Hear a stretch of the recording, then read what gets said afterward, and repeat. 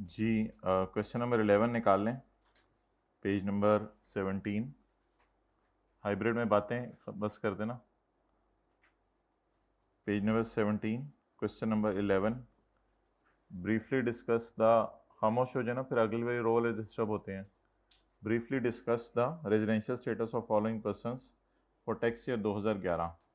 Tax year 2011 के लिए आपने रेजिडेंशियल स्टेटस डिस्कस करना है और आपका जो साल है वो 1 जुलाई 10 को शुरू हो रहा है और 30 जून 11 को ख़त्म हो रहा है। इसे कहेंगे टैक्स ईयर 2011।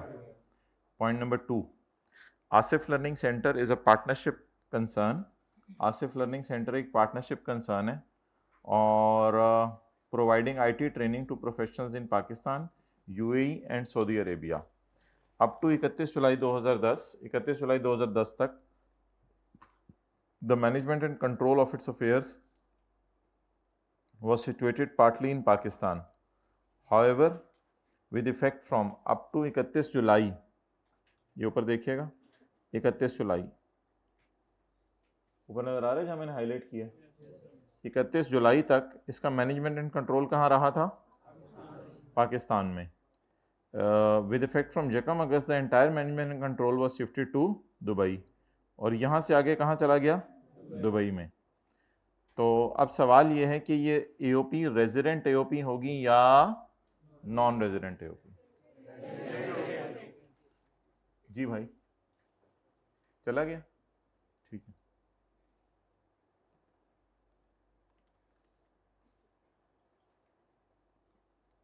अच्छा जी, एओपी के रेजिडेंट बनने के लिए क्या शर्त थी? Come on, page number 2, page number 3। An AOP shall be a resident AOP if the control and management of the affairs of the AOP is situated wholly or partly in Pakistan। अगर ये सारा या थोड़ा सा पाकिस्तान में, क्या hybrid में जब मर्जी दिल चाहे आ रहे हैं, ये होली या पार्टली पाकिस्तान के अंदर अगर इसका स्टे है तो ये क्या समझी जाएगी? Resident AOP. अब देखें सवाल में क्या लिखा हुआ है। सवाल के अंदर लिखा हुआ है कि up to 31 July the management and control of its affair was situated, तो 1 महीना पाकिस्तान में रहा है और यहां लफ्ज क्या लिखा हुआ था? At any time in the year. साल के किसी भी हिस्से में अगर ये मौजूद रह गए हैं तो ये क्या बन जाएगी? बोलें, that's why this AOP will be considered as resident AOP. तो जरा जवाब लिखें। As the management and control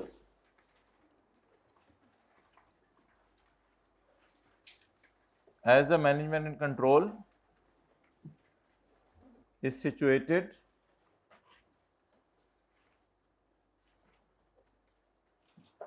partly in Pakistan,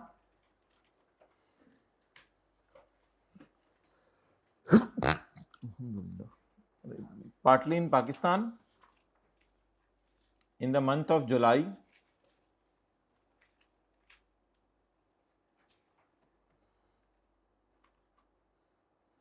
therefore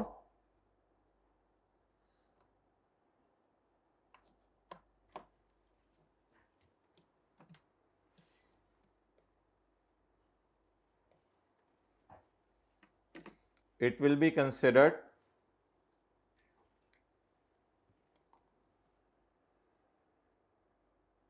as resident AOP।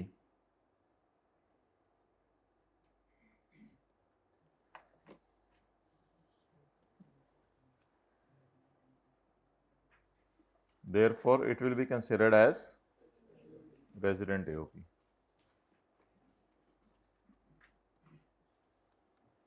Next, अगली मिसाल पढ़ें जी।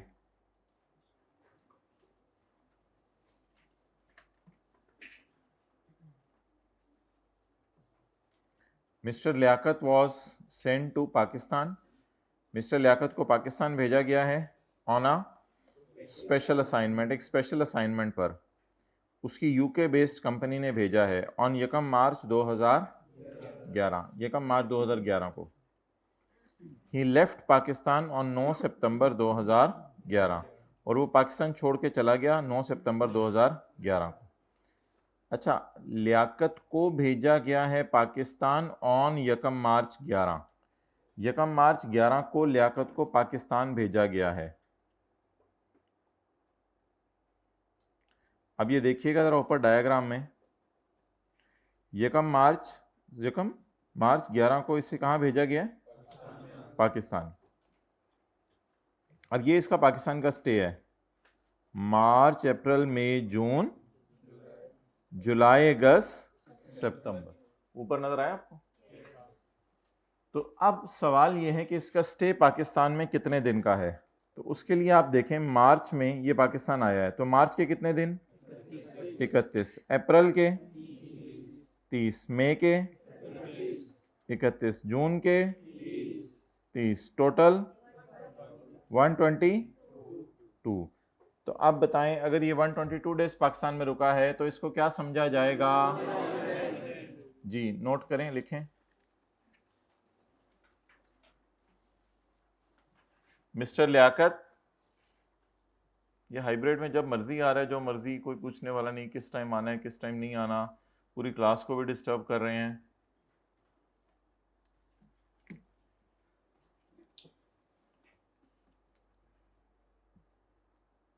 Mister Liaquat, stay in Pakistan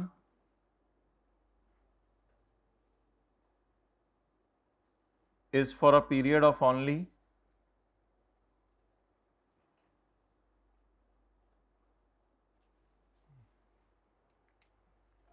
122 days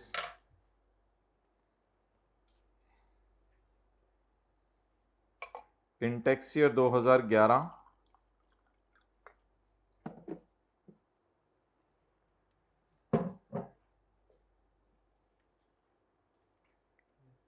therefore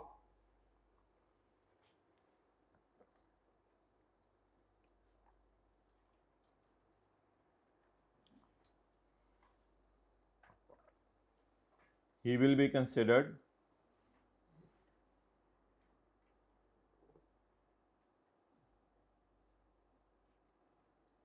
as non-resident individual, therefore he will be considered as non-resident individual because his stay is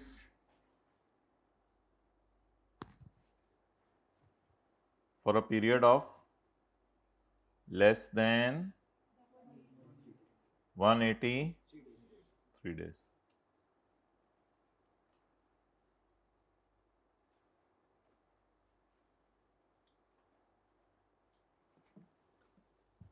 Pause करें।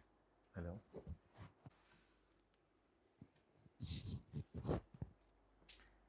Okay जी। Point 4, Farooq trading LLC. LLC आमतौर पे होता है लिमिटेड लाइबिलिटी कंपनी के लिए लफ्ज़ यूज़। लिमिटेड लाइबिलिटी का मतलब ये होता है कि अगर कंपनी किसी वजह से बंद करनी पड़ जाए तो इसके जो शेयर होल्डर्स हैं वो उतने पैसों के ही लायबल हैं लोगों की तरफ जितने जो है वो उनके पास पड़े हुए हैं, उनके पर्सनल एसेट्स नहीं बेचे जाते। ये कुछ इस किस्म की कहानी है, लेकिन ये हमारे टैक्स की किताब से इसका कोई ताल्लुक नहीं, तो इसलिए इसको डिस्कस क्यों करना, ये कंपनी लॉ की डिस्कशन है। Farooq trading LLC is a limited liability company, ये एक लिमिटेड लाइबिलिटी कंपनी है। Was incorporated as a limited liability company in UAE. The management and control, भाई ये कर्सर नहीं चल रहा, ये मैंने कहा था चेक करना माउस का, जो भी है चेक करना। The management and control of its affairs are situated wholly in Pakistan. इसका मैनेजमेंट एंड कंट्रोल कहाँ है? सारा का सारा ये कंपनी है। ये क्या है? कंपनी। तो अब ये कंपनी पाकिस्तान में इनकॉर्पोरेटेड है या बाहर के मुल्क में? पाकिस्तान में कहाँ इनकॉर्पोरेटेड है? क्या हो गया है, नाश्ता नहीं करके आए? ये कहाँ इनकॉर्पोरेटेड है? यूएई के अंदर। और मैनेजमेंट कंट्रोल इसका कहाँ है? पाकिस्तान में। कितना? सारा। कहाँ से पता चला सारा? Wholly in, the management and control of its affairs is situated wholly in Pakistan. अच्छा, अब कंपनी रेजिडेंट बनती है, दोनों में से कोई एक बात भी हो जाए, दोनों में से कोई एक बात भी पूरी हो जाए, कंपनी क्या बन जाएगी? रेजिडेंट बन जाएगी। अब दोनों में से एक बात क्या है? पहली बात यह है, company shall be a resident company. अगर ये पाकिस्तान के लॉ में इनकॉर्पोरेट हुई है, तो अगर ये पाकिस्तान के लॉ में इनकॉर्पोरेट हुई है तो ये क्या समझी जाएगी? बोले। और अगर ये पाकिस्तान के लॉ में इनकॉर्पोरेट नहीं हुई तो फिर देखा जाएगा इसके डायरेक्टर्स, यानी इसका मैनेजमेंट एंड कंट्रोल सारा का सारा कहाँ मौजूद है? तो अगर इसका मैनेजमेंट कंट्रोल सारा का सारा पाकिस्तान में मौजूद है तो भी इसको क्या कहा जाएगा? रेजिडेंट कंपनी कहा जाएगा। क्लियर? अच्छा जी, अब देखें जरा, the control and management is situated wholly in Pakistan at a time in the year, इससे भी ये रेजिडेंट बन जाएगी। तो लिखें Farooq trading company's management, Farooq trading companies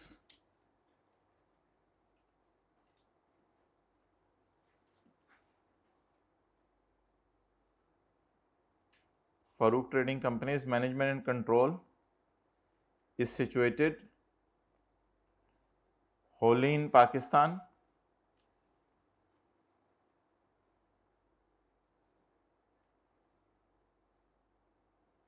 That's why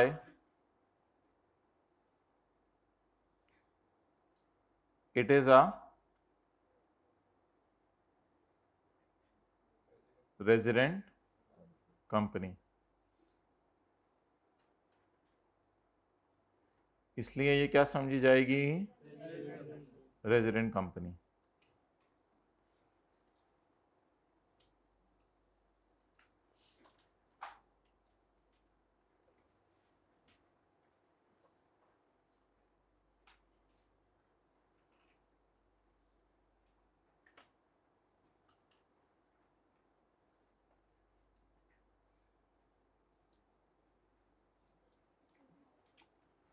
okay जी,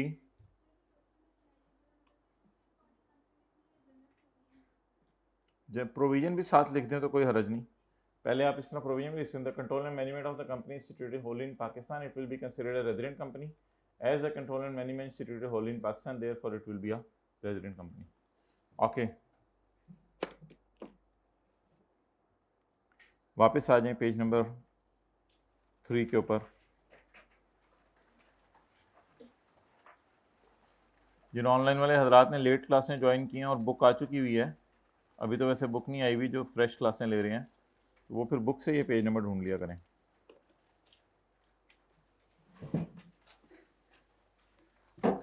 अच्छा जी,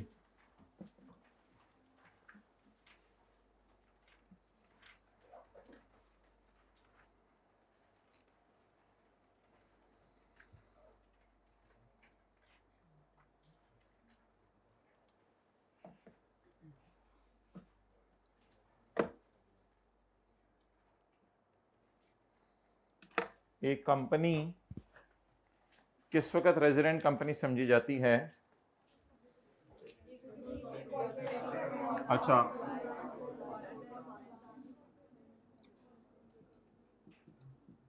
इनकॉर्पोरेटेड इन पाकिस्तान, अगर ये पाकिस्तान में इनकॉर्पोरेट हुई है। Yes, incorporated in Pakistan. No, ये पाकिस्तान में इनकॉर्पोरेट नहीं हुई। अगर ये पाकिस्तान में इनकॉर्पोरेट हुई है तो ये क्या है? Resident company. और अगर ये पाकिस्तान में इनकॉर्पोरेट नहीं हुई तो हद होगी, नॉन रेजिडेंट। अजीब हद होगी, पूरी रात रोते रहे, सुबह भी उठ के रोते रहे। तो मैनेजमेंट एंड कंट्रोल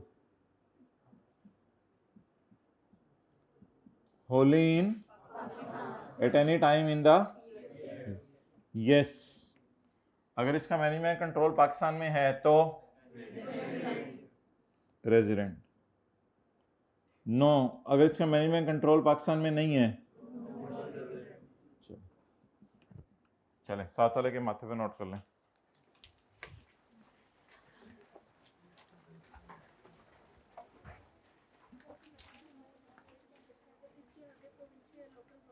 वो तो है ही रेजिडेंट। हाँ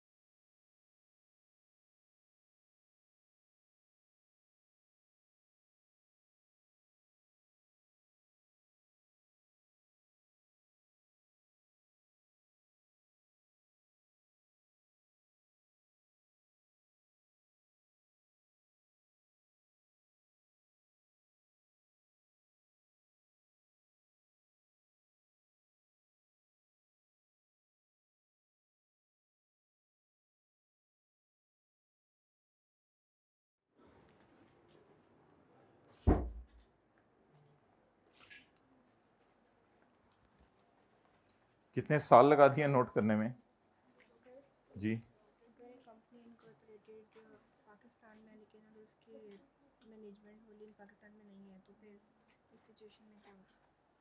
यस, इनकॉर्पोरेटेड पाकिस्तान बस रेजिडेंट है, उस साइड से देखेंगे। अच्छा, तो जो कंपनी पाकिस्तान में इनकॉर्पोरेट हुई भी है, यानी पाकिस्तान के कंपनीज एक्ट 2017 के अंदर इनकॉर्पोरेट हुई भी है, उसका मैनेजमेंट एंड कंट्रोल देखा जाएगा कहाँ है, या वो है ही रेजिडेंट? और जिस कंपनी ने पाकिस्तान में अपने आप को इनकॉर्पोरेट नहीं कराया हुआ, तो उसका क्या देखा जाएगा? अगर मैनेजमेंट कंट्रोल पाकिस्तान में है तो रेजिडेंट, अगर नहीं है तो नॉन रेजिडेंट।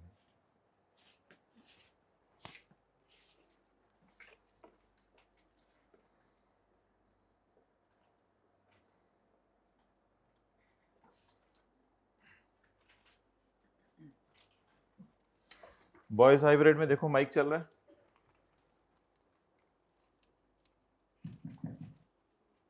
ये दें भाई को, बस ये ब्लू शर्ट वाले भाई को पकड़ा दें, चलो इनको दे दें। जी जी,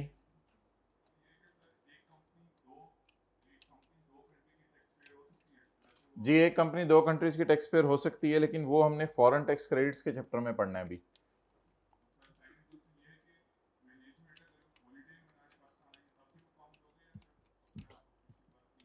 बिजनेस डिसीजन के लिए आई हूँ। अच्छा, इनके साथ वाले भाई को दे दे माइक, साथ वाले भाई को। जी भाई, आपने बताना है इंडिविजुअल जो रेजिडेंट बनता है तो उसके लिए किन किन एहतियातों को सामने रखा जाएगा, आने वाले जाने वाले दिन को पूरा काउंट किया जाएगा, ये वाली बातें जो पढ़ी थी जरा इंग्लिश में बता दें।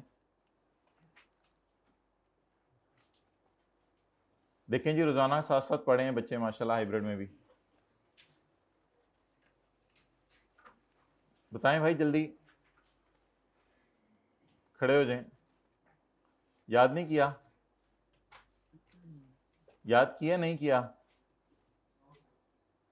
ये देख लें भाई, साथ साथ पढ़ने का हाथ हाथ खड़े किए थे आपने कि साथ साथ पढ़ने?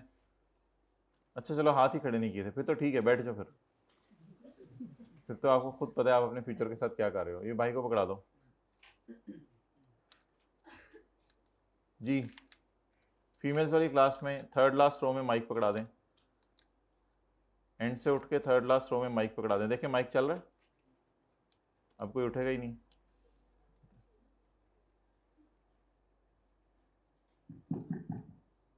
माइक चल रहा है, हाँ जी। थर्ड लास्ट रो में पकड़ा दें, थर्ड लास्ट।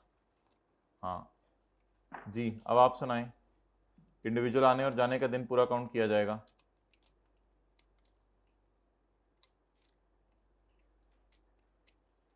चलें, इधर ही नहीं याद किया हुआ, अगली रो में पकड़ा दें माइक। ये माइक पास ऑन होता हो तो हमारी क्लास में आ जाना है। ये जी अगली रो में पकड़ा दें जी, बोलें। आने और जाने का दिन पूरा काउंट किया जाएगा और वो जो सारी तफसील पड़ी थी उसको अंग्रेजी ज़बान में बताना है। अच्छा कल नहीं है, आगे चलें फिर। जी जी यही सुनाना है।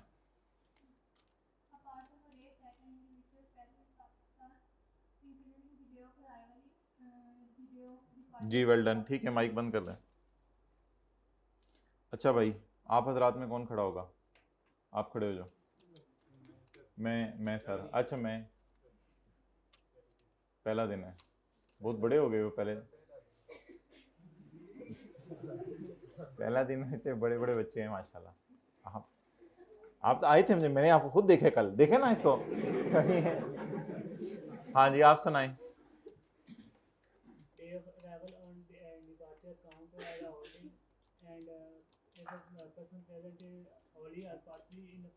पूछो भाई सवाल क्या पूछना है, ठीक है बैठ जाओ।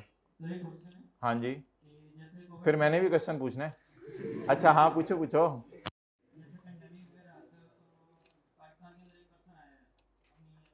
पाकिस्तान में कोई बंदा आया, अगर कोई भी हादसा पेश आ गया, कोई भी वजह आ गई जिस वजह से बाहर नहीं जा सकता, तो वो दिन भी उसके दिन काउंट होंगे। एयरलाइंस भी बंद हो जाए फिर वो दिन काउंट होंगे, वो दिन काउंट होंगे। हाँ जी काउंट होंगे। अच्छा जी मेरा सवाल रह गया है। अच्छा अच्छा अब आप हजरात तशरीफ़ ले आएँ, साथ वाले के सर पर शफकत से हाथ रखते हुए पेज नंबर 3 पे तशरीफ़ ले आएँ। पर्सन रखा करें, हाथ रखा करें। Page number 3 person. और नोट्स किसको चाहिए? हाइब्रिड में किसको चाहिए? हाथ खड़ा करें।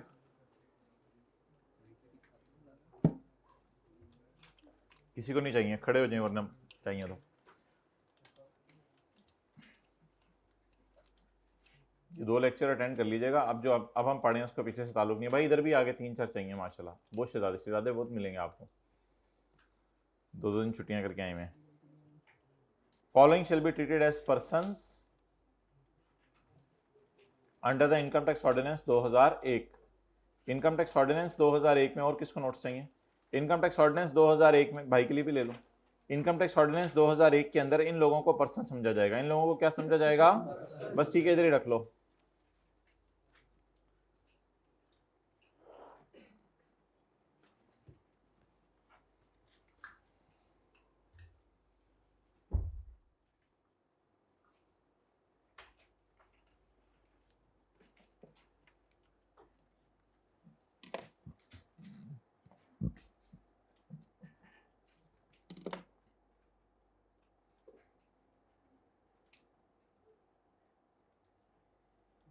फेडरल गवर्नमेंट, मेरे पास पेन नहीं है जिस वजह से ज़रा उंगलियों से लिखना पड़ा है।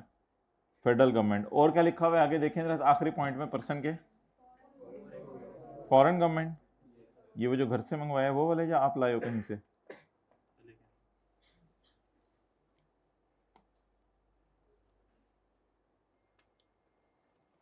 ये ले जाए सरों में।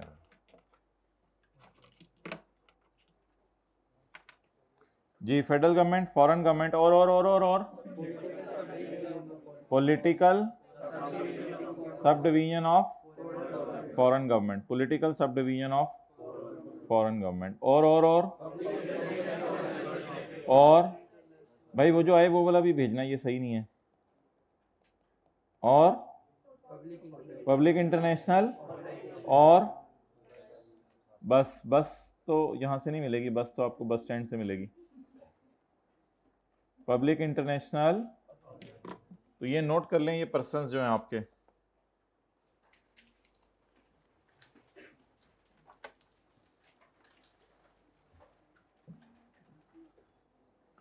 पर्सन में कौन है? कल क्या पढ़ा था?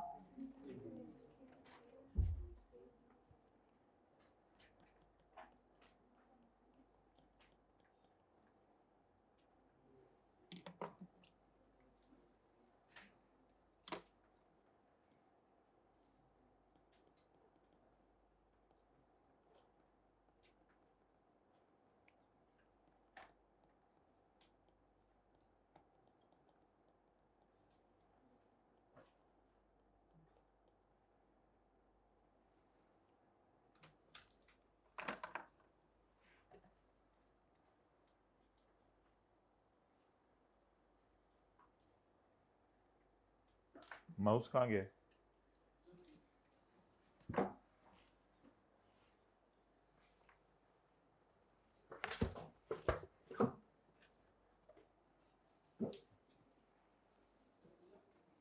ठीक है, पर्सन में कौन कौन मुराद है जी? इंडिविजुअल। एक अकेला बंदा कारोबार कर रहा होगा, वो भी क्या होगा? पर्सन। दो तीन बंदे मिलके कारोबार कर रहे होंगे तो एओपी, एसोसिएशन ऑफ पर्सन। वो दो तीन बंदे मिलके कारोबार करें और कंपनी को हुकूमत से जाकर रजिस्टर करवा लें तो उसका नाम। पाकिस्तान की हुकूमत अपनी जात में क्या है? एक पर्सन। पाकिस्तान की हुकूमत अपनी जात में क्या है? एक पर्सन। चाइना की गवर्नमेंट क्या है? अपनी जात में एक पर्सन। इंग्लैंड की गवर्नमेंट अपनी जात में क्या है? एक पर्सन। पॉलिटिकल सब डिवीजन, ये जो है बाहर के मुल्कों में पॉलिटिक्स की बेस पे कुछ इलाकों को डिवाइड कर दिया जाता है, तो हर पॉलिटिकल इलाके को अलग अलग जो है वो पर्सन कहते हैं। बाहर के मुल्कों में पॉलिटिक्स की बेस पे इलाकों को डिवाइड कर दिया जाता है, तो हर पॉलिटिकल इलाके को अलग अलग एक पर्सन कहते हैं। It is called as political subdivision. And public international organisation, public international organisation क्या होगी? जैसे वर्ल्ड हेल्थ ऑर्गेनाइजेशन है मिसाल के तौर पे, वर्ल्ड हेल्थ, और हु इज हु? अच्छा, मेहरबानी, चलिए आगे। तो वर्ल्ड हेल्थ ऑर्गेनाइजेशन या UNICEF,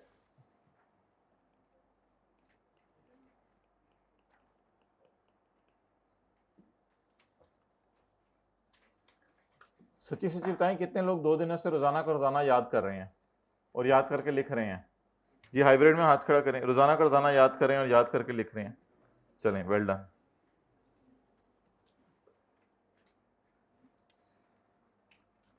the following shall be treated as persons under income tax ordinance 2001।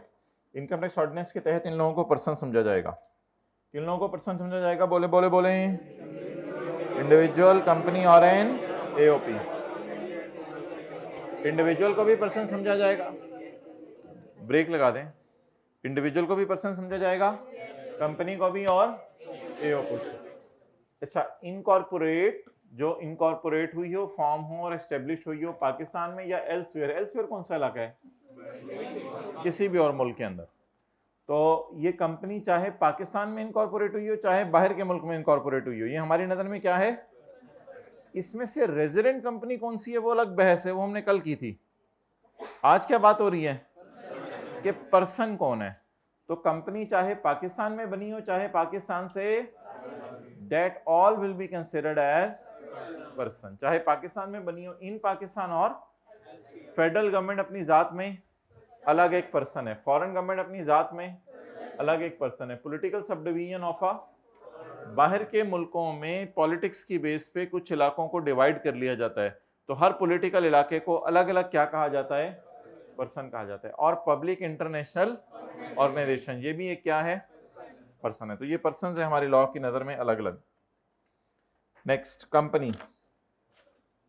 अब हम किसकी डेफिनेशन पढ़ने लगे हैं? कंपनी की।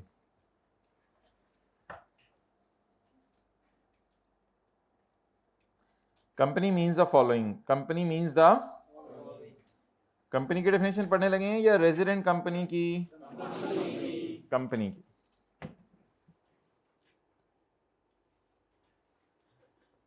व्हाट्सएप ग्रुप में कितने लोग ऐड हो गए हैं फिजिकल वाले? हाथ खड़ा करें। व्हाट्सएप ग्रुप बना ही नहीं?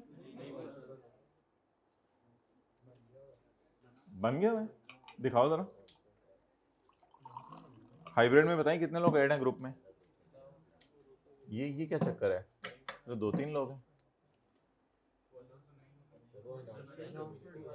अनाउंसमेंट वाला, हाँ। नहीं नहीं, व्हाट्सएप ग्रुप टेक्स्ट का अलग। भाई खादिम भाई को बुलाएं जरा।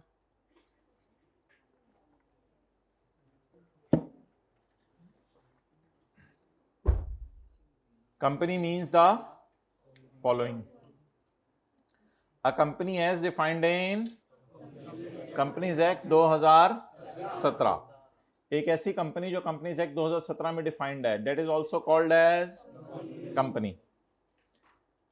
अ बॉडी कॉर्पोरेट, चंद लोग मिले, formed by or under any law in force in Pakistan के किसी लॉ। भाई ये व्हाट्सएप ग्रुप, कुछ बच्चे कह रहे हैं बने, कुछ कह रहे हैं नहीं बने, क्या चक्कर है? 4-5 कह रहे हैं बने टेक्स्ट के फिजिकल।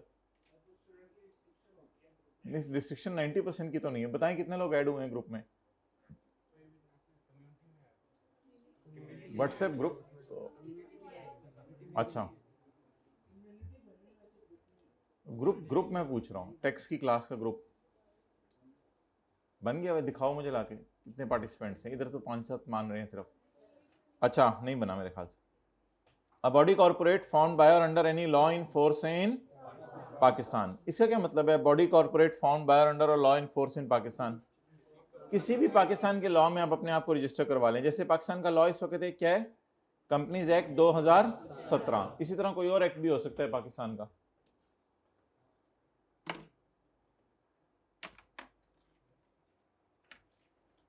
ओके, नेक्स्ट भी क्लास के बाद देख लेते हैं। मुदारबा। मुदारबा, मुदारबा क्या होता है? मुदारबा ये होता है कि एक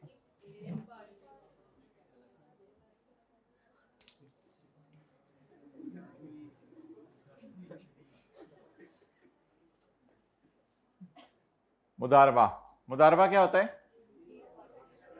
एक बंदा जो है वो कैपिटल डालता है और दूसरा बंदा अपनी सर्विसेज देता है, दैट इज कॉल्ड एज मुदारबा। अच्छा, असल में ये जो पॉइंट 2 और ए है इसमें कोई थोड़ा सा फर्क है। ए में ये है अपने आप को कंपनी लॉ में रजिस्टर कराएं, बी में ये है किसी और लॉ में रजिस्टर कराएं जो कि पाकिस्तान में चल रहा हो। अच्छा, जिस कंपनी ने अपने आप को पाकिस्तान के कंपनी लॉ में रजिस्टर करवा लिया, ये कंपनी तो क्या समझी जाएगी? कंपनी पाकिस्तान के लॉ की नजर में। लेकिन जो कंपनी बाहर के लॉ में रजिस्टर करवा ले वो रेजिडेंट तो नहीं समझी जाएगी, लेकिन वो कंपनी तो होगी ना।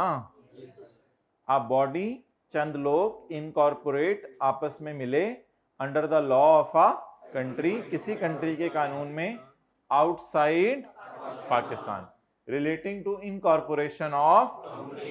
जो लॉ कौन सा होना चाहिए? जो पाकिस्तान से बाहर किसको देख रहा है?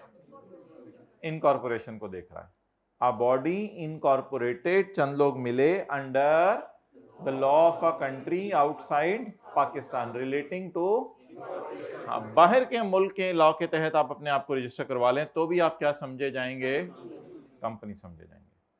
तो इससे मुराद अगर पूरी दुनिया में 250 कंट्रीज हैं तो एक कंट्री ये हो गई पाकिस्तान। इसके अलावा 249 कंट्रीज में जितनी भी कंपनीज हैं वो किस पॉइंट में कवर होंगी? पॉइंट डी के अंदर। A body incorporated under the law of a country relating to incorporation of companies. Next, a cooperative society, a finance society. ये cooperative society, finance society की definition पहले हमारे सिलेबस में थी, अब उसने निकाल दी भी है, तो बस नाम याद रख लें। जैसे अक्सर आप हाउसिंग कोऑपरेटिव सोसाइटी सुनते होंगे, इस तरह के नाम है कुछ। A cooperative society, finance society यानी नॉन प्रॉफिट इदारा, जैसे ईदी वेलफेयर ट्रस्ट है, प्रॉफिट कमाना मकसद नहीं है, non profit organisation. A trust, trust की डेफिनेशन इंशाल्लाह हम पढ़ेंगे। A trust, an entity or a body of persons established by or under any law for the time being in force. एक ट्रस्ट या कोई भी एंटिटी और बॉडी जो कि एस्टेब्लिश हुई है, ये तकरीबन इंग्लिश वही वाली बनेगी आप यहाँ से, under any law in force in Pakistan, under any law for the time being in force, जो इस वक्त मौजूद है। तो ट्रस्ट एक ऐसा इदारा होता है जिसमें कुछ बंदे आपस में मिलते हैं, किसी भी लॉ के तहत अपने आप को रजिस्टर करवा लेते हैं। अच्छा, बाहर के मुल्क में जो एओपीज हैं, क्या वो एओपी समझी जाएंगी या वो कंपनी समझी जाएंगी? वो एओपी समझी जाएंगी, जाहिर बात है जब वो एओपी हैं। तो बाहर के मुल्क की एओपीज हमेशा क्या समझी जाएंगी? देखें, एक एओपी तो वो होगी जो पाकिस्तान में होगी, एक एओपी वो होगी जो बाहर के मुल्क में होगी। तो बाहर के मुल्क की एओपी समझी जाएगी या कंपनी समझी जाएगी? एओपी समझी जाएगी। यहां पे वो ये कह रहा है कि अगर हमारा लॉ मेकर पाकिस्तान वाला जबरदस्ती किसी बाहर के मुल्क की एओपी को, हमारा लॉ मेकर जबरदस्ती ये करार दे दे कि बाहर के मुल्क की एओपी हमारी नजर में कंपनी है, तो उसको जबरदस्ती क्या करार दिया जाएगा? कंपनी। आप फॉरेन एसोसिएशन, एसोसिएशन के ऊपर लिख लें एओपी।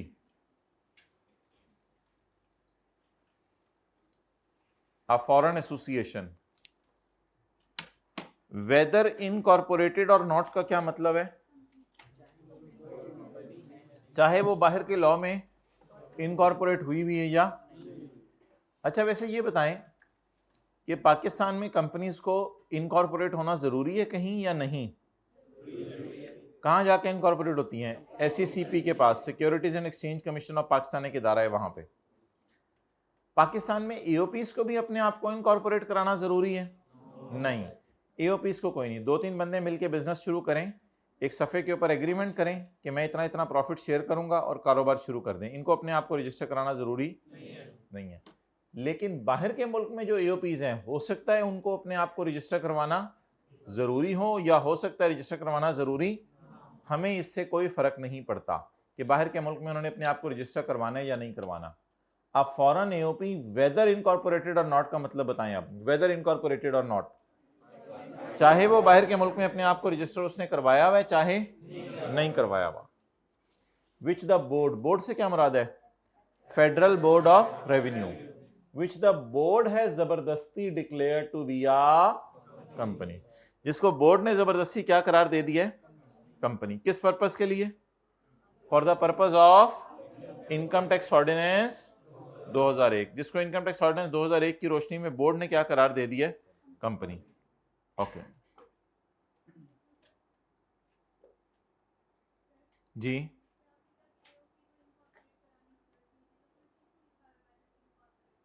इसीलिए उसने लिखे ना, हुई हो या ना हुई हो मुझे उससे फर्क नहीं पड़ता।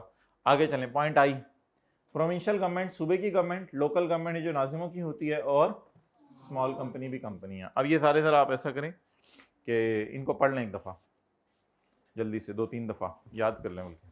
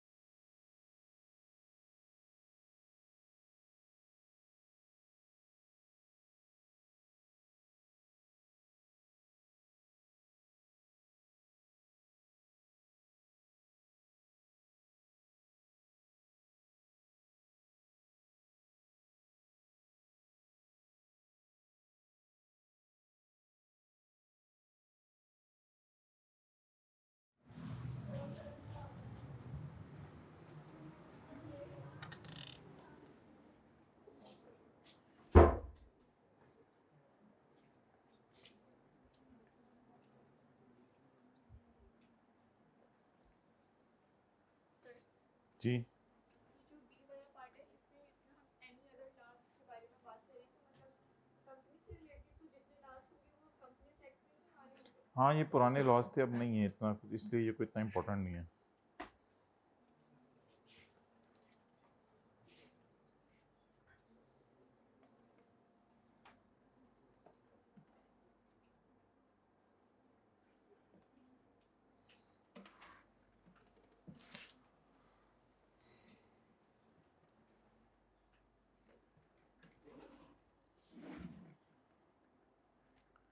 ओके जी, आगे चलें।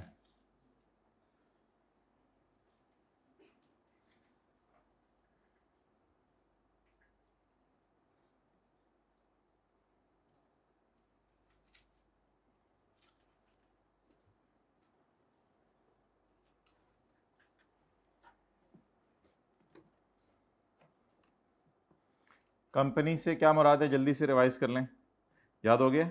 The company has defined in companies act 2017 a body corporate formed by or under any law in force in Pakistan. A mudarba, a body incorporated under the law of a country outside Pakistan. ये जो पाकिस्तान से बाहर की companies है उनकी बात हो रही है. A cooperative society, finance society और any other society. इसके बाद a नॉन प्रॉफिट ऑर्गेनाइजेशन, एक non profit organisation. Next a trust, an entity or a body established by any law for the time being in force in Pakistan. बाहर के मुल्क की AOP, whether incorporated or not, जिसको board ने जबरदस्ती क्या करार दे दिया, कंपनी. सूबे की गवर्नमेंट, लोकल गवर्नमेंट और स्मॉल कंपनी. और rate of tax rate companies के लिए कितने परसेंट है, 29%. यानी अगर 100 रुपया कमाएंगी तो कितने रुपए देंगी, 29 रुपये. 1 करोड़ रुपया कमाएंगी तो कितने रुपए टैक्स देंगी, 29 लाख रुपया. अच्छा, अब जरा पिछले पेज पे आए. ये एक लफ्ज लिखा हुआ था, resident and non resident person.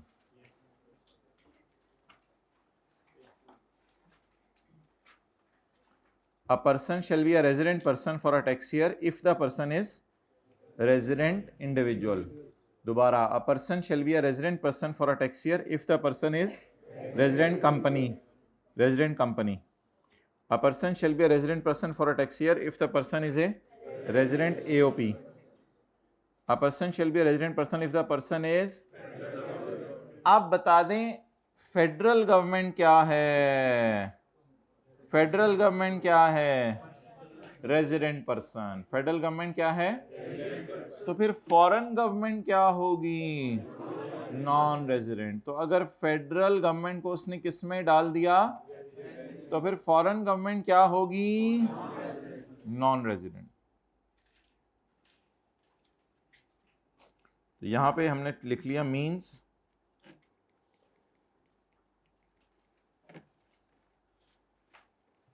foreign government is non-resident.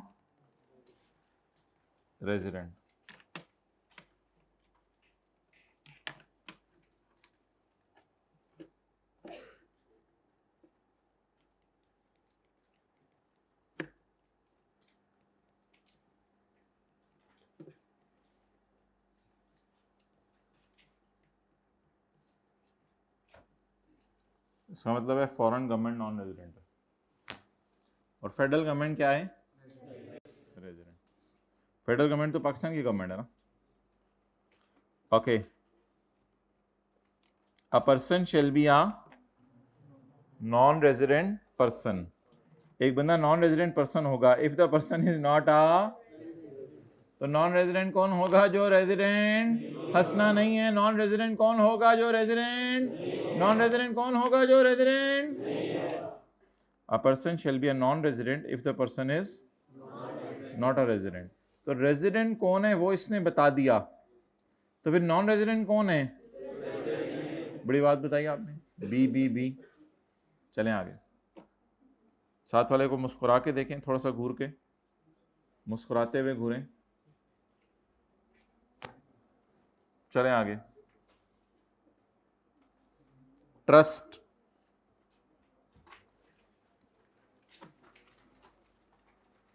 वापस आ जाएं उसी पेज पे जिथे दी. नहीं, मैंने तो कुछ भी नहीं कहा. ओके. अच्छा मोहतरम, अब एक सवाल अराइज होता है कि व्हाट इज ट्रस्ट.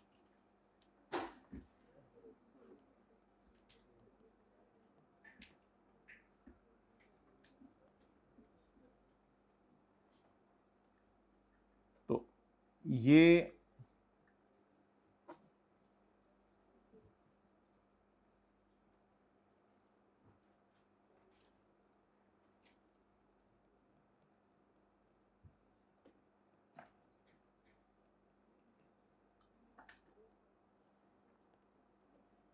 तीनों समझ लें कैपिटल प्रोवाइडर हैं, इन्होंने पैसा दिया है,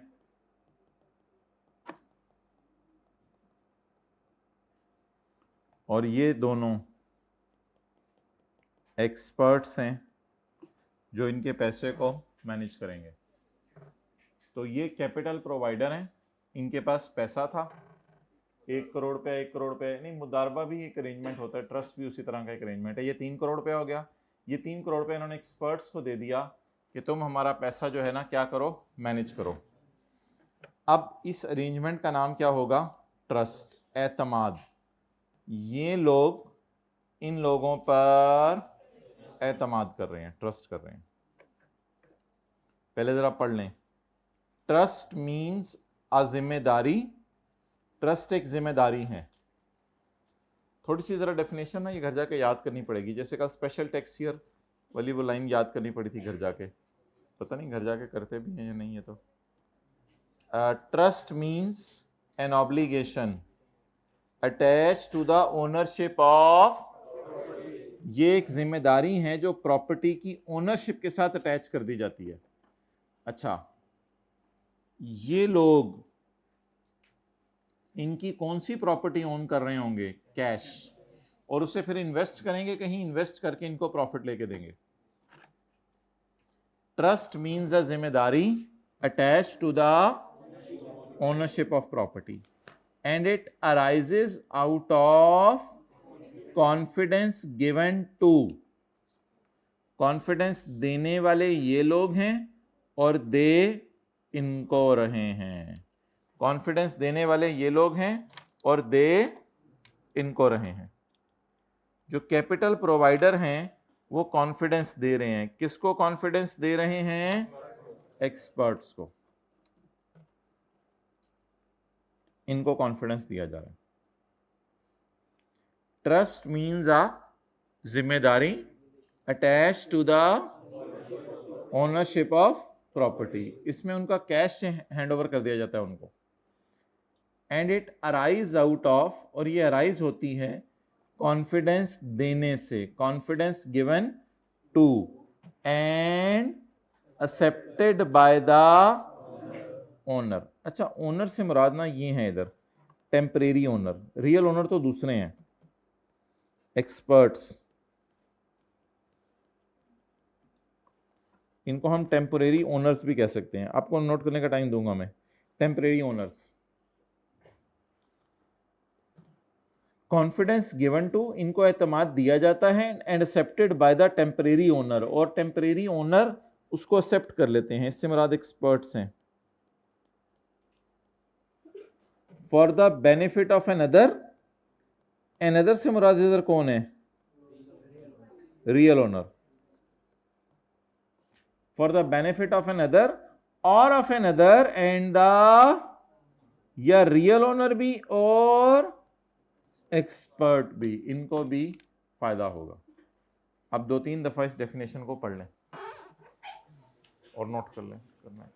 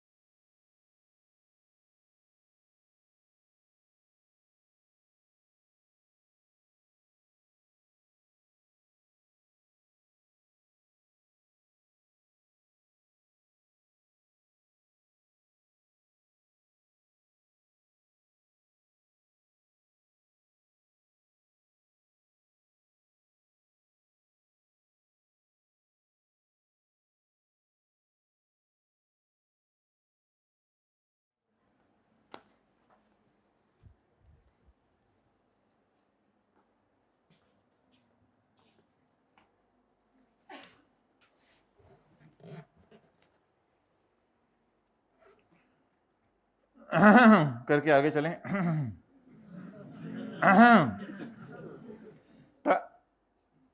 ट्रस्ट मीन्स एक जिम्मेदारी जो कि अटैच कर दी जाती है प्रॉपर्टी की ऑनरशिप के साथ।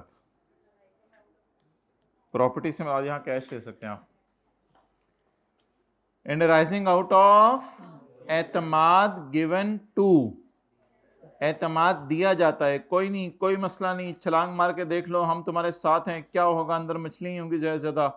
Out of confidence given to, एतमाद दिया जाता है। And accepted by the experts, और एक्सपर्ट्स उस एतमाद को क्या कर लेते हैं, एक्सेप्ट कर लेते हैं।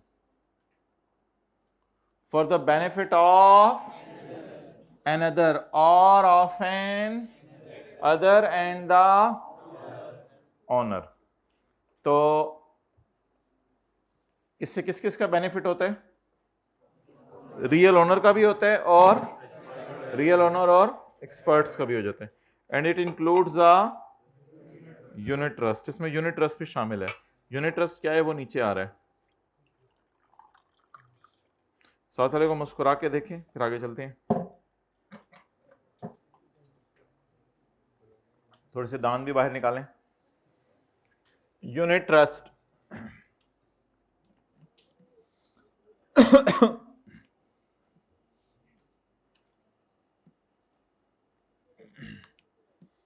भाई आप खड़े हो जाएं। कितने बजे हॉस्टल से पहुंचे घर? हॉस्टल में कितने बजे पहुंचे?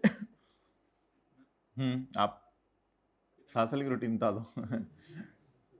हाँ, कितने बजे पहुंचे यहाँ से हॉस्टल? फिर टाइम पूछ रहा हूँ, कितने बजे पहुंचे? 2, 2:15, 3:15, 4 o'clock, 2 o'clock आप पहुंच गए थे वहाँ, ठीक है। फिर उसके बाद 2 से लेके कितने बजे तक? 3 बजे तक, ठीक है। ज़बरदस्त यार, ये घंटे वाला सिस्टम है आपका। आगे 3 से 6 पढ़ पढ़ के लुट मचा दी, ठीक है, माशाल्लाह। आगे 2 घंटे फिजिकल गेम खेली, क्रिकेट, फुटबॉल, वीडियो। क्या फायदा हुआ यार, मेरा ख्याल था कोई। अच्छा जी, ठीक है, टाइम ज़ाया हुआ। आगे चलें। स्टडी माशाल्लाह 8 बजे से लेके 11 बजे तक, 3 घंटे।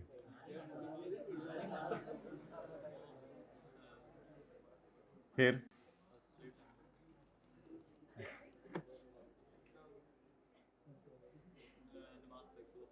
फजर तक, 5 बजे तक। अच्छा चलो जी, बैठ जाएं आप। कितने बजे पहुंचे हॉस्टल? 12 बजे पहुंच गए। 12 बजे से पहले 3 क्लासें हो जाती हैं आपकी? अच्छा, कितने बजे वो ख़त्म होगी? 12:45 पे ख़त्म होगी। चलो ठीक है, यानी आप भी तकरीबन 2 बजे पहुंचा करोगे। आगे चलो। कितने बजे से कितने बजे? 2 से 3 किया करोगे, ठीक है। कल क्या किया, पढ़ना शुरू कर दिया? 3 बजे, कितने बजे तक? 6 बजे। यार ये क्या सिस्टम है, मुझे नहीं समझ आ रहा, क्यों ऑटो पे लगे हुए हैं सारे। अच्छा, 6 बजे से 8 बजे तक खाना खाने जाते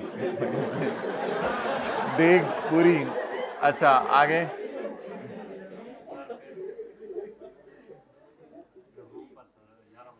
8 बजे से 9 बजे तक चाय।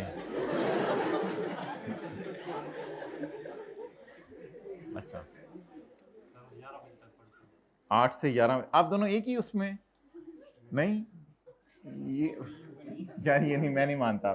बैठ भाई जी, तू एतराज कर रहा है, खड़े हो। हाँ बोलो। 3 बजे हॉस्टल गए, यानी 1 से 3 बजे तक का टाइम ज़ाया किया आपने। खाना खाया, नमाज पढ़ी, इसमें तकरीबन 35-40 मिनट लगते हैं। फिर एक आखिरी क्लास कितने बजे थी? कितने बजे ख़त्म हुई? 1:25 पे, ठीक है। 1:45 पे आप नमाज़ पढ़ के फारिग हो गए। 1:45 से लेके 3 बजे तक खाना खाया। दोस्त के साथ कुछ बातें भी करनी होती हैं। अच्छा, अब 3 बजे से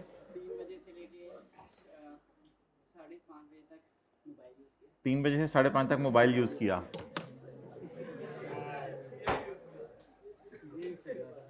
दोस्त से बातें अलग है, मोबाइल अलग है, ये अलग अलग। पेन लिखना सारे बंद कर गए हैं। 3 से 5:30 बजे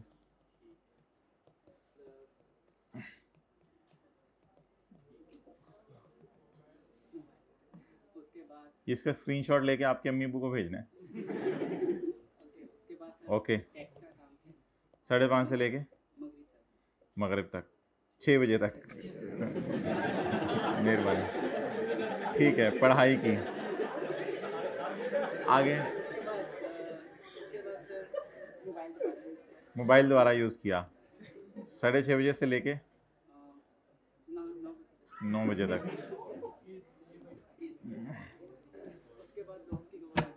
उसके बाद दोस्त की कॉल आ गई, ये वाला दोस्त, यही वाला दोस्त, ठीक है, यही समझे। आगे 9 बजे से 11 बजे तक बातें की उससे, ठीक है। अच्छा, उसको इग्नोर करो, ठीक है। टाइम ज़ाया किया कितने बजे तक? 11 बजे से 1:45 तक टाइम ज़ाया किया। अच्छा, उसके बाद फिर सो गया। मेहरबानी आप।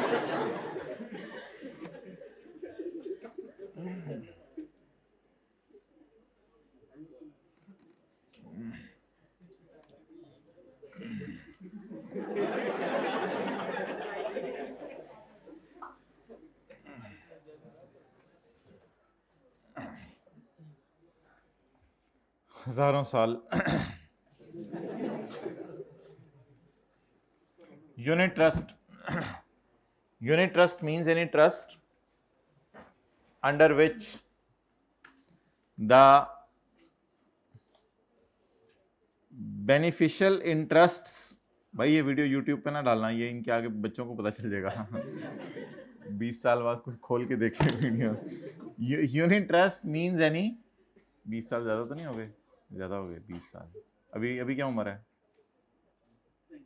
20, हाँ। 5-6 साल बाद 7 साल बाद कोई वीडियो देख ले तो परेशान। अच्छा जी, unit trust means any trust. Unit trust एक ऐसा ट्रस्ट है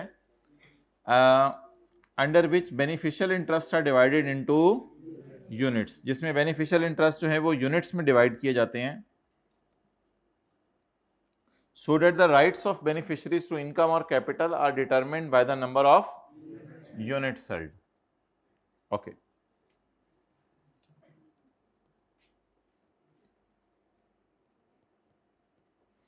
ये बंदा पैसे लाता है 30 रुपए। आमतौर पे 10 रुपए का एक यूनिट होता है जिसे शेयर भी कहते हैं, तो इसको 3 शेयर्स या 3 यूनिट्स मिल जाते हैं। ये बंदा पैसे लाता है 20 रुपए, इसको 2 यूनिट्स मिल जाते हैं। तो यूनिट ट्रस्ट इसी ट्रस्ट का एक अगला नाम है, लेकिन होता इसमें यह है कि जो फायदा होता है इनको किसी सफ़े पे नहीं लिखा जाता, बल्कि इनको सबूत के तौर पे क्या दे दिए जाते हैं? Units.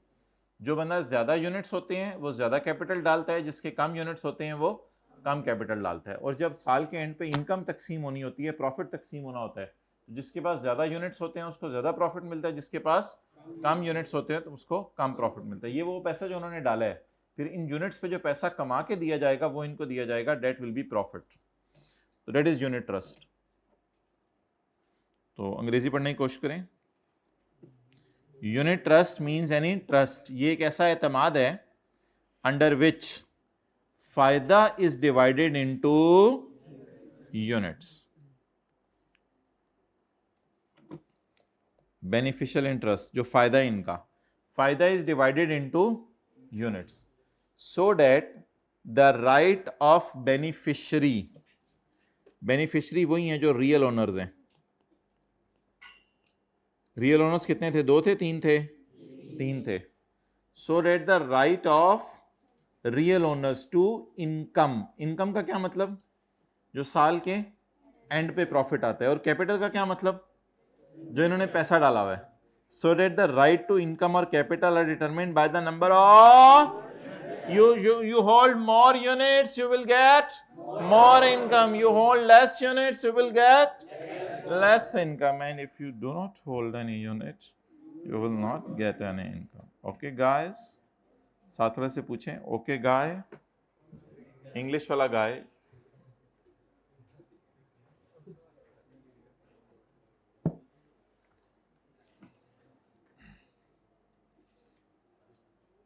AOP, AOP, association of persons.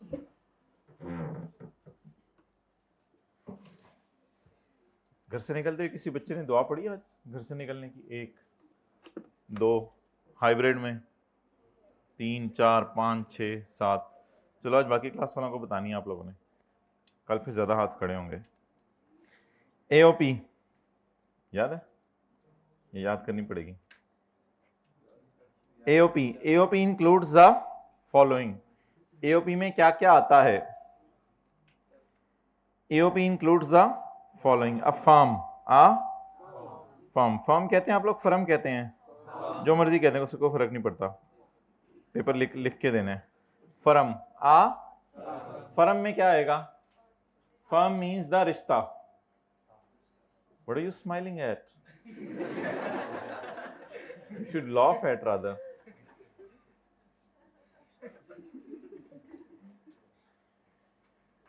Serious हो, सीरियस हो, खड़े हो, खड़े हो, कैमरे की तरफ मुंह करो और सीरियस हो। मुस्कुराना नहीं है, सीरियस हो, सीरियस हो। मेरी बहन, मेरी जान, सीरियस हो, सीरियस, सीरियस। उधर उधर मुंह करके सीरियस हो।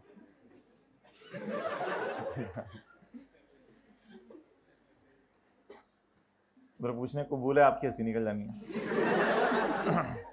फर्म मीन्स द रिश्ता, फर्म मीन्स द रिश्ता बिटवीन द पर्सन्स, बंदों के दरमियान रिश्ता।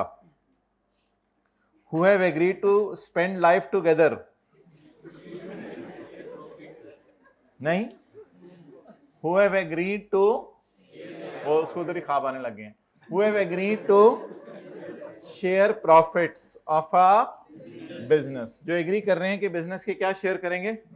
प्रॉफिट शेयर करेंगे। कैरिड ऑन बाय ऑल, या सारे के सारे वो बिजनेस करेंगे, और any one of them acting for all, any one of them acting for all. तो फर्म में क्या है? जल्दी जल्दी बताएं। फर्म मीन्स द रिश्ता between the persons who have agreed to share the profits of a carried out by all or any one of them acting for all। अब हाथ खड़े कर लें ऊपर जिसने 2-2 घंटे मोबाइल इस्तेमाल किया कल 2 घंटे, हाथ आगे करो। मार दिया जाए या छोड़ दिया जाए? मारा जाए, मारा जाए, जल्दी जल्दी, जो कहते हैं मारा जाए हाथ खड़ा करें। जिसने ज्यादा इस्तेमाल किया हो। अच्छा,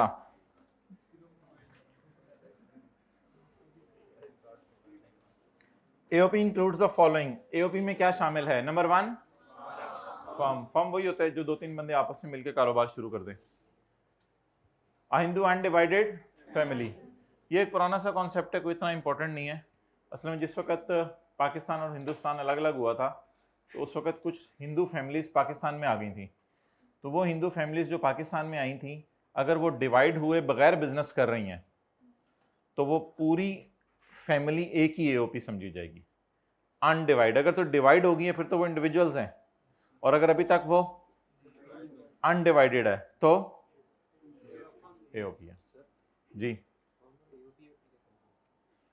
फर्म और एओपी में कोई फर्क नहीं है। एओपी एक ब्रॉड लफ्ज है और फर्म अंदर उसकी एक एग्जांपल है। तो एओपी ब्रॉड लफ्ज है। एओपी में 4 चीजें आती हैं, उसमें एक फर्म भी है। Any artificial juridical person. अच्छा, कुछ लोग होते हैं, ये कोई इतना इंपॉर्टेंट कॉन्सेप्ट नहीं है, कुछ लोग होते हैं ऐसे जिन्होंने मसनूई तौर पे अपने आप को एक पर्सन करार दे देते हैं। और उन लोगों की अगर मैं मिसाल दूं, मिसाल के तौर पे कोई मॉडल टाउन के अंदर यंग स्टूडेंट्स ने कोई सोसाइटी बना ली है जिसमें वो लोगों की वेलफेयर का काम करते हैं या और कोई काम करते हैं, लेकिन वो काम इतने बड़े स्केल पे नहीं कर रहे कि वो नॉन प्रॉफिट इदारे के तौर पे अपने आप को रजिस्टर करवाएं, काम बड़े छोटे स्केल पे कर रहे हैं। तो ऐसा कोई अगर कोई वेंचर कोई करे, कोई मिलके करें, तो उनको लॉ की नज़र में क्या कहा जाता है? आर्टिफिशियल, मसनूई, जुरिडिशियल पर्सन। कानून की नज़र में आप एक मसनूई पर्सन है, क्योंकि अब आप इंडिविजुअल नहीं रहे, आप 3-4 लोग मिल गए हैं और मिल के काम कर रहे हैं। तो that is not an important concept. बहरहाल एक छोटा सा लफ्ज़ है जिसको याद करना पड़ेगा घर जाके। आर्टिफिशियल, मसनूई, जुरिडिशियल, कानून की नज़र में पर्सन। जैसे young boys model town society, इस तरह का कोई भी आप एग्जाम्पल लिख सकते हैं अगर लिखना चाहें, कोई इतनी इंपॉर्टेंट चीज़ नहीं है। आगे जी,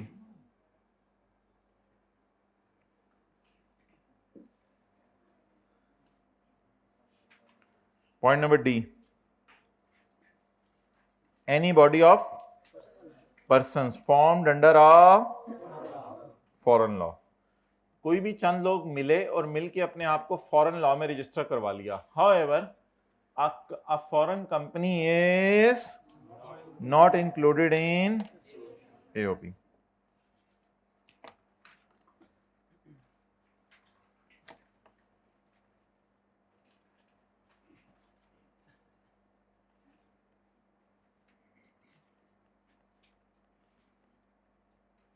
लेकिन एक फॉरेन कंपनी AOP नहीं है। अच्छा जी, इस बात का मतलब समझिएगा। एनी बॉडी ऑफ पर्सन्स, चंद लोग मिले, फॉर्म्ड अंडर और उन्होंने अपने आप को किस लॉ में रजिस्टर करवाया? फॉरेन लॉ के अंदर रजिस्टर करवाया। However a foreign company is not an. अच्छा, बाहर के मुल्क में कुछ लोग मिलके अपने आप को AOP के तौर पे भी रजिस्टर करवा लेते हैं, लेकिन पाकिस्तान में AOP के रजिस्ट्रेशन के लिए कोई रूल। इसी तरह बाहर के मुल्क में कुछ लोग मिलके अपने आप को कंपनी के तौर पे भी रजिस्टर करवा लेते हैं। तो अगर बाहर के मुल्क में कुछ लोग मिलके अपने आप को AOP के तौर पे रजिस्टर करवाएं, तो ऐसी सूरत के अंदर उसको AOP कहा जाएगा, और अगर बाहर के मुल्क में कुछ लोग मिलके अपने आप को कंपनी के तौर पर रजिस्टर कराएं, उसको कंपनी कहा जाएगा। आप कह रहे कि पहली लाइन पढ़ के आपके दिल में कहीं ये ना ख्याल आ जाए कि मैं AOP कंपनी दोनों की बात कर रहा हूं। तो फुल स्टॉप के बाद उसने कह दिया कंपनी की मैं बात नहीं कर रहा, मैं सिर्फ बात किसकी कर रहा हूं? AOP की। अब जरा पढ़ें, एनी बॉडी ऑफ पर्सन्स, चंद लोग फॉर्म मिले अंडर अ फॉरेन लॉ के तहत मिलके अपने आप को रजिस्टर करवा लिया। लेकिन अगर ये फॉरेन कंपनी है तो फिर ये AOP नहीं है। अगर ये फॉरेन कंपनी है तो फिर ये AOP नहीं है। क्लियर? दोबारा पढ़ लें, एनी बॉडी ऑफ पर्सन्स, चंद लोग मिले, फॉर्म्ड अंडर अ, जो फॉरेन लॉ के तहत मिले। हाउएवर अगर वो फॉरेन कंपनी है तो फिर ये AOP नहीं है, क्योंकि फिर तो वो क्या है? कंपनी है, तो फिर तो वो AOP नहीं है ना।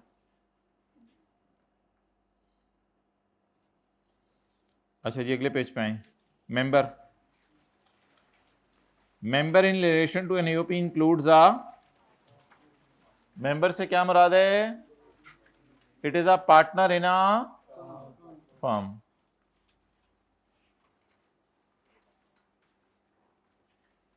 ओके,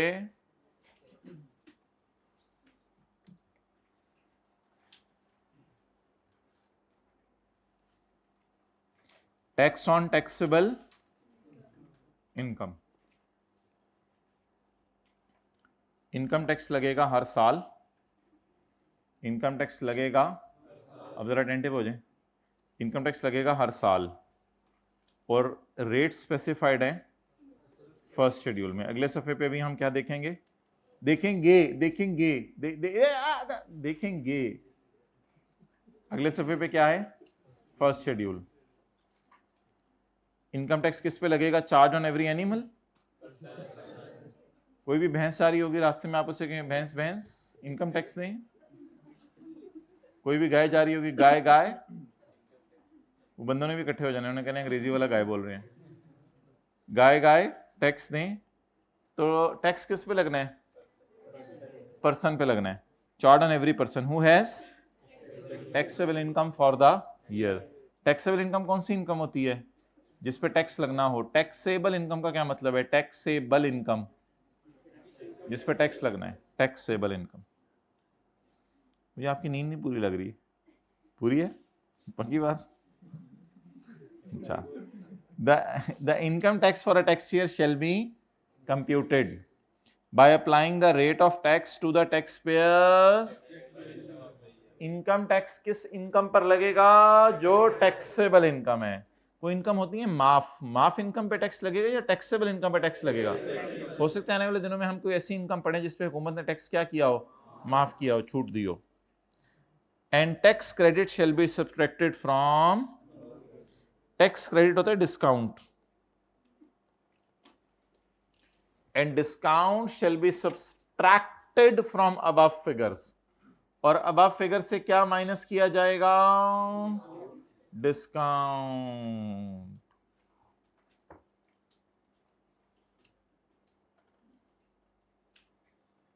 ओके,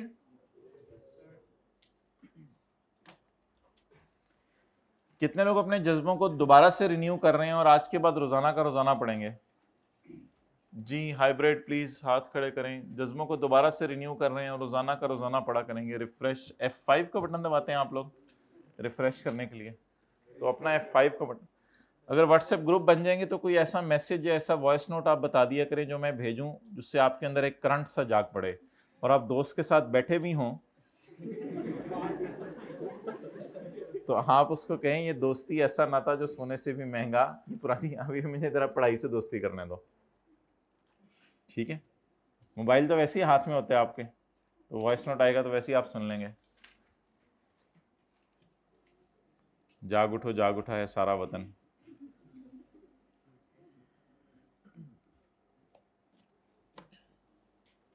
अच्छा जी, एक बंदा, देखें आपके साथ भी बंदा बैठा हुआ है, एक बंदा पाकिस्तान में कई किस्म की इनकम्स कमा सकता है। एक बंदा पाकिस्तान में कई किस्म की इनकम कमा सकता है।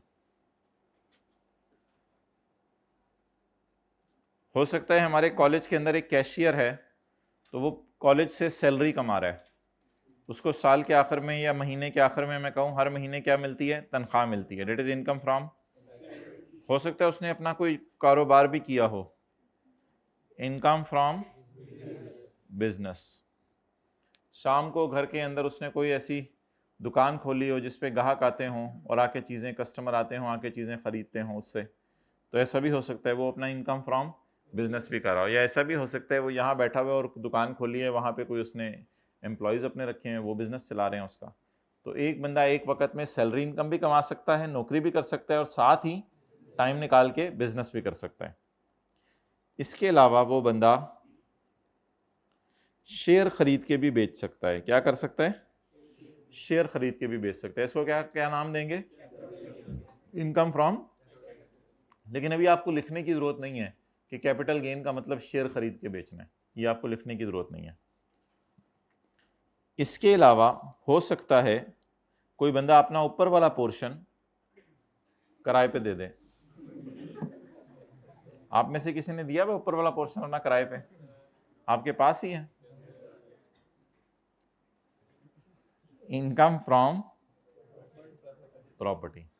तो कोई बंदा किसी घर में रहता है, ग्राउंड फ्लोर में खुद रहता है, फर्स्ट फ्लोर किस पे दे दे? रेंट पे दे दे। बाद में रेंट उसको जरा अच्छा मिलना शुरू हो जाए तो ग्राउंड फ्लोर भी रेंट पे दे दे और खुद निकल जाए। Income from property. इसके बाद उसका वलीमा हुआ, वलीमे के ऊपर उसको सलामी मिली, इनकम फ्रॉम अदर सोर्स। ये इनकी इनकम फ्रॉम बिजनेस है, ये कारोबार है हर थोड़े अरसे बाद वलीमा कराना। क्या करते हैं जी? मैं अपने वलीमे कराता हूं। तो इनकम फ्रॉम अदर सोर्स। ऐसी चीजों पे क्यों आप मुस्कुराते हैं? अभी हुई नहीं शायद, इसलिए जब हो जाएगी तब आप नहीं मुस्कुराए। अच्छा,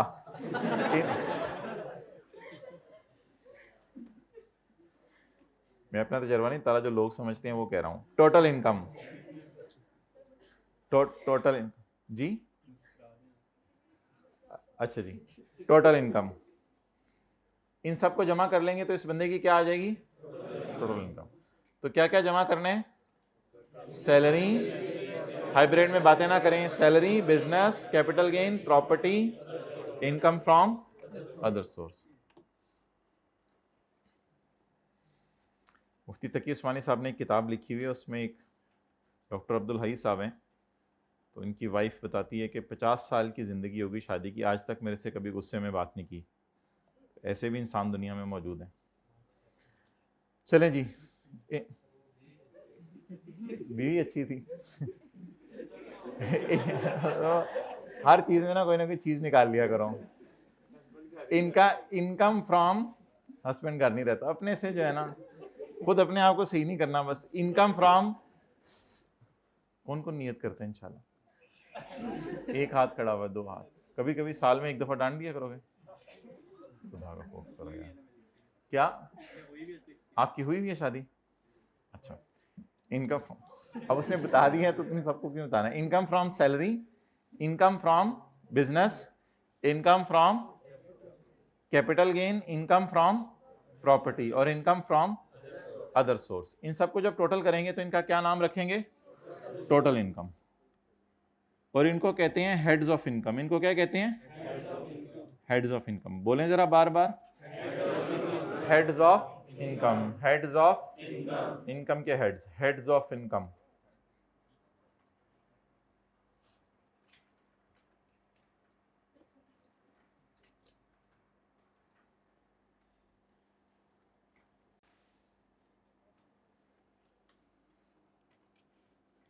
अच्छा जी, इसमें से क्या माइनस करेंगे? ज़कात। पढ़ा हुआ है पहले? दूसरी दफा पढ़े हैं टैक्स? ये दफा पेपर दिया हुआ है? अच्छा अच्छा, इधर देख रहे हो। अच्छा, इसमें से क्या माइनस करेंगे? ज़कात। जब ज़कात माइनस कर देंगे तो क्या आ जाएगी? Taxable income. आपको कैसे पता चला? 5 रुपए, 2 रुपए, 4 रुपए, 3 रुपए, 1 रुपए। कितने हो गए? साथ वाले को कैलकुलेशन के लिए रख लें आप लोग, साथ वाले को कैलकुलेशन के लिए रख लें 15। ज़कात माइनस करें। ये हाइब्रिड में अभी तो बस खत्म होगी क्लास, अब FR 2 की पढ़नी है तो बैठ जाए, ठीक है। अच्छा, 15 माइनस 6 रुपए ज़कात दे दी तो टैक्सेबल इनकम कितनी आ गई? 9। इनको क्या कहते हैं? Heads of income. इसको क्या कहते हैं? Deductible allowance. मुश्किल सा नाम याद करें, डिडक्टेबल अलाउंस। साथ वाले के कान में जाके 3 दफा बोलें, deductible allowance, deductible allowance, deductible allowance. दूसरे कान पे उसके हाथ रख दें, क्योंकि उधर से निकल जाने बाहर। दूसरे कान पे हाथ रख दें और बोलें deductible allowance, deductible allowance, deductible allowance. ये किसका नाम है? ज़कात का।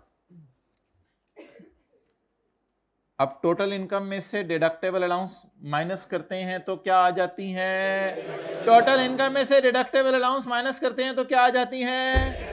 ऊंची ऊंची ऊंची ऊंची, घर जाते हुए, हॉस्टल जाते हुए, रास्ते में बोलते जाने, टोटल इनकम में से डिडक्टेबल अलाउंस माइनस करेगा हम तो टैक्सेबल इनकम आ जाएगी। टोटल इनकम से कौन कौन बोलते हुए जाएगा?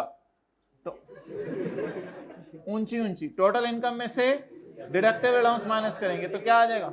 रास्ते में एक बंदा जा रहा होगा, उससे खड़ा, अस्सलाम वालेकुम, क्या हाल है भाई, खैरियत से हैं आप? टोटल इनकम में से डिडक्टेबल अलाउंस माइनस करेंगे तो टैक्सेबल इनकम आ जाएगी।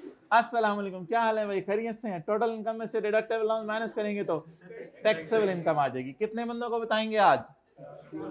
भाईजान बंदों को बताना है, शेयर नहीं करना, शेयर नहीं करना, ये लिख के शेयर नहीं करना, स्टेटस पे नहीं लगाना, ये बंदों को बताना है। टोटल इनकम में से माइनस करेंगे तो क्या आ जाएगी?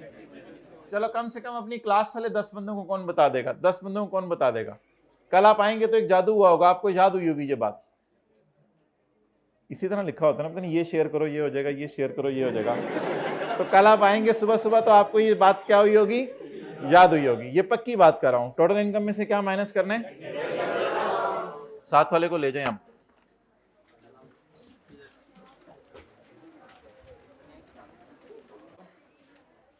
आज एक सवाल करिएगा होमवर्क में, क्या कहते हैं आप लोग? होमवर्क कहते हैं, होमवर्क कहते हैं?